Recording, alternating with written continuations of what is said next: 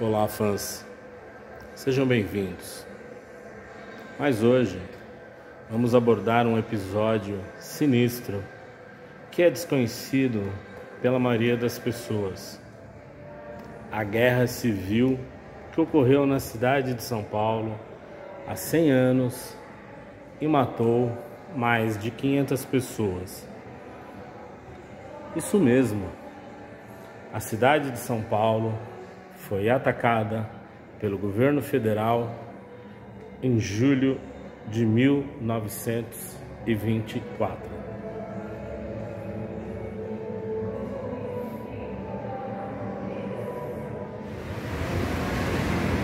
O bombardeio de São Paulo foi decorrente da Revolta Paulista de 1924 e foi o maior ataque de artilharia aérea da história paulistana.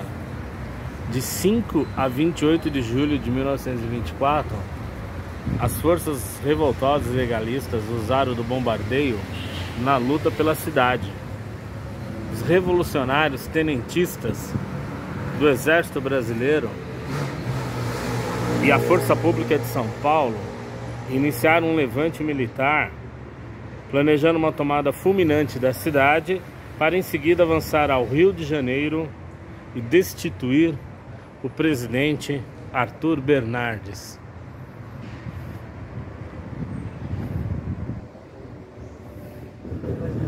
O rápido crescimento de São Paulo dificultava a identificação de conspiradores e foragidos.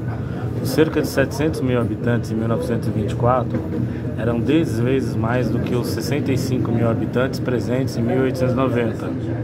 A cidade era a capital do estado mais rico do país, centro das atividades comerciais e bancárias ligadas ao café. Inicialmente vinculada à cafeicultura, a acelerada industrialização atraía muitos imigrantes, a ponto de os estrangeiros e seus descendentes representarem mais da metade da população da cidade.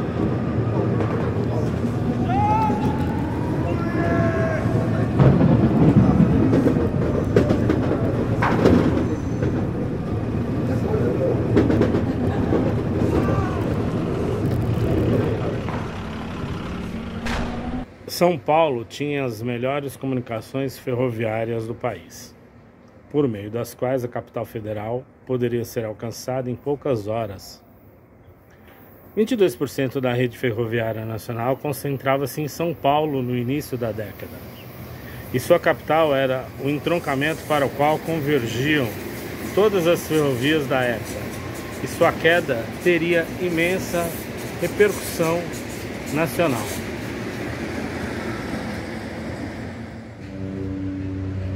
De suas posições, como o Campo de Marte e o Cemitério do Araçá, miraram seus canhões Krupp de 75 a 105 milímetros contra o Palácio dos Campos Elíseos, sede do governo do estado na época, e quartel do 4º Batalhão da Força Pública de São Paulo, além de outros alvos legalistas.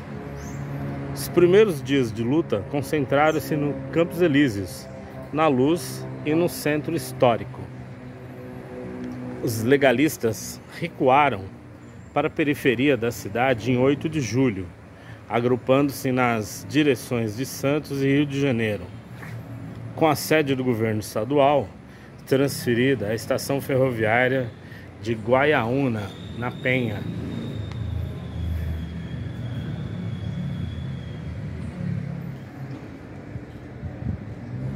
O alvo estava a 4 km de distância do Campo de Marte, mas pela imperfeição dos mapas e a inexperiência dos atiradores, várias granadas atingiram civis, causando as primeiras mortes do conflito. Aqui no Liceu Coração de Jesus, a 350 metros do palácio, um estudante foi gravemente ferido. Outros 2 tiros atingiram residências na Alameda Nortman, matando uma mulher e um menino e ferindo várias outras pessoas.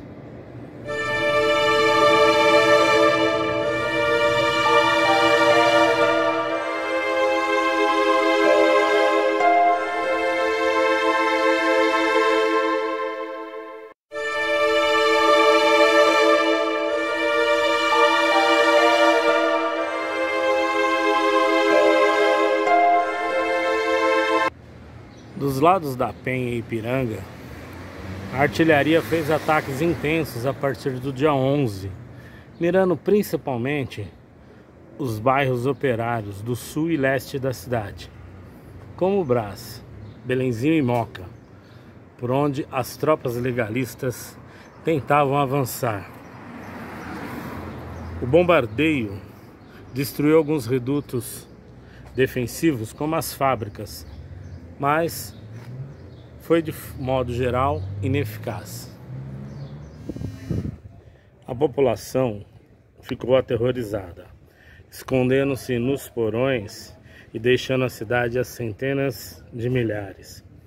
Representantes diplomáticos estrangeiros e a elite econômica paulista, prejudicada pelo caos na cidade, tentaram negociar uma interrupção dos bombardeios, mas o governo federal não cedeu. O bombardeio tinha o pleno aval do presidente Arthur Bernardes e do governador Carlos de Campos, autor da expressão: São Paulo prefere ver destruída sua bela capital antes que destruída a legalidade no Brasil. Na opinião deste canal, apenas uma demonstração de arrogância, orgulho e covardia.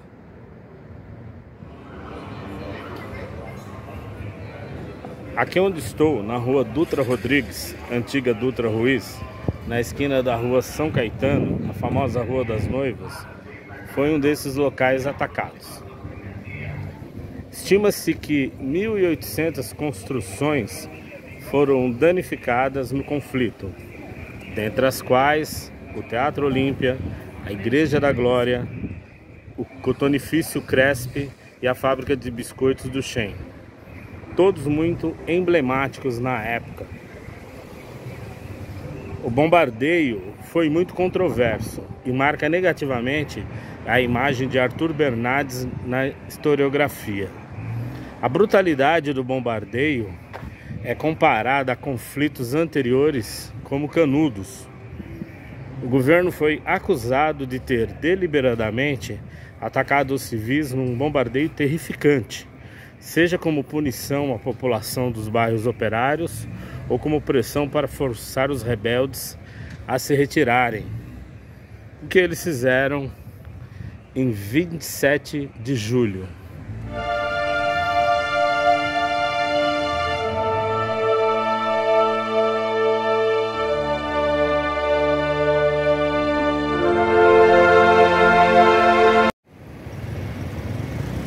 Um fato significativo do que ocorreu foi o ataque ao Teatro Olímpia, que não existe mais, mas estava situado aqui na Avenida Rangel Pestana, onde hoje está o imponente prédio da Secretaria da Fazenda do Estado, na região da Sé. O local ficava a meio quilômetro das trincheiras mais próximas da Estação do Norte e a mais de 1 quilômetro do Quartel da Luz. No dia 15 de julho, a artilharia legalista desabou as colunas, teto e paredes sobre as dezenas de famílias desabrigadas que ali estavam. Contra 3.500 revoltosos paulistas, o governo federal trouxe reforços de outros estados, formando o exército legalista de 14 a 15 mil homens que estavam armados com equipamentos mais modernos da época. Os legalistas reocuparam a cidade em 28 de julho, após uma evacuação noturna dos rebeldes, que tomaram as ferrovias a caminho do Rio Paraná, prolongando a revolta para o interior.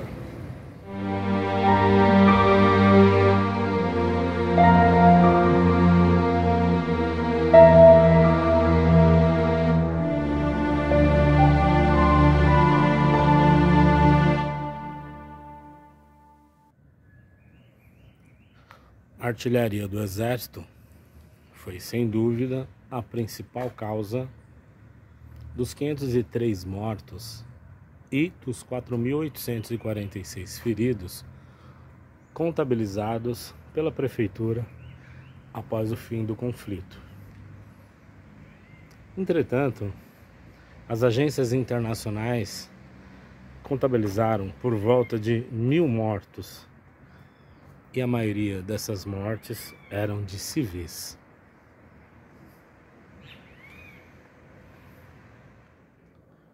Na Santa Casa, de 802 feridos internados em decorrência da revolta, apenas 200 eram militares. Os rebeldes também usaram sua artilharia na cidade, matando civis e danificando construções. Mas o seu poder de fogo não se comparava ao dos legalistas, e os prejuízos resultantes foram muito menores.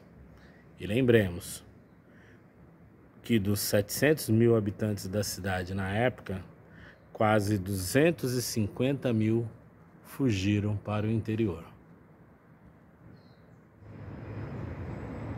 Após a violência dos ataques, veio a fome, devido ao desemprego e o desabastecimento. Em seguida, o êxodo para a zona suburbana e rural e as cidades do interior. A prefeitura estimou a fuga de 1/3 da população da cidade, principalmente das regiões bombardeadas. Até os habitantes dos bairros nobres temiam um bombardeio e deixaram a cidade. Os que não podiam fugir sobreviveram refugiados em porões. Teatros, grupos escolares, igrejas também serviam de abrigo. Os memorialistas da revolta relataram que casas foram abandonadas pelos seus moradores e ocupadas por outras pessoas em fugas dos combates. Livros e roupas serviam de proteção contra os estilhaços. Hoje, ao vermos pela mídia os ataques na Síria ou na faixa de Gaza, não imaginamos que vivemos o mesmo problema há 100 anos. A memória histórica predominante sobre o presidente Arthur Bernardes, o governador Carlos de Campos e todos os generais envolvidos é muito negativa. Entre os militares revoltosos, muitos foram presos, mortos ou ficaram feridos. Acusados pelos seus inimigos de crueldade e tirania, o presidente ficou com a reputação de destruidor de São Paulo.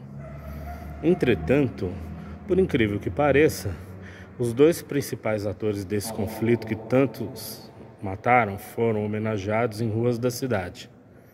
O ex-presidente nomeia uma rua na Vila Regente Feijó, na Zona Leste, e o ex-governador nomeia uma das principais vias do bairro do Pari. Melhor que tivessem sido esquecidos no lixo da história.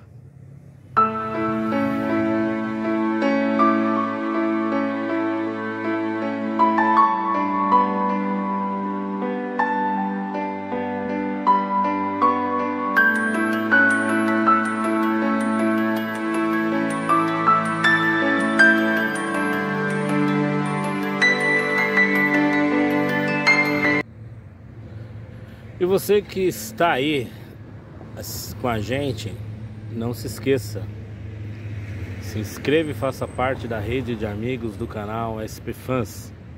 Dê o seu like, deixe o seu comentário, compartilhe com as pessoas que você gosta. Até o próximo episódio.